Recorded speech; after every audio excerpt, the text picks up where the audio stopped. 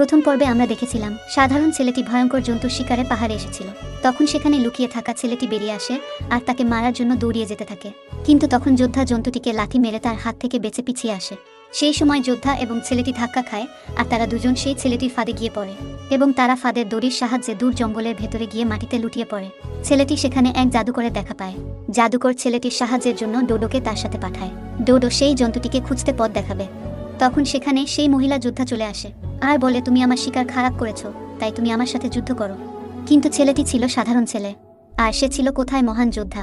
ছেলেটি তার কাছে হেরে যায়। এরপর ছেলেটি তাকে প্রস্তাব দেয়, কেননা আমরা একসাথে মিলে জন্তুটির শিকার করি। তখন যোদ্ধা বলে, তুমি সাধারণ ছেলে আর আমি কোথায় যোদ্ধা, তোমার সাথে থেকে আমার কি ফায়দা। তখন ছেলেটি বলে, আমার কাছে ডোডো আছে যে সেই জন্তুটির কাছে নিয়ে যেতে সাহায্য করবে।